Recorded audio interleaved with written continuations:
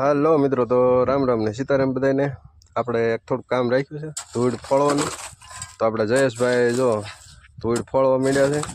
જો કે પાવડો લઈને અને આપણા હાથમાં પાવડો, તો વિડીયોમાં છેલ્લા સુધી બનાવી રહેજો। હાલો મિત્રો, હવે જો નિલેશભાઈનો વારો આવી ગયો છે। હવે જો હા, હવે મારો પોરો ખાવાનો વારો આવ્યો, એમને કામ કરવાનો વારો આવ્યો। હા, જેને વળ ખાવો હોય વી આવજો। હા, આમાં નિલેશભાઈની વાત જ ન થાય। 5 ફેરા એક ફોળ નાખ્યા ઘડી વારમાં। હા, 6થો ફેરો છે।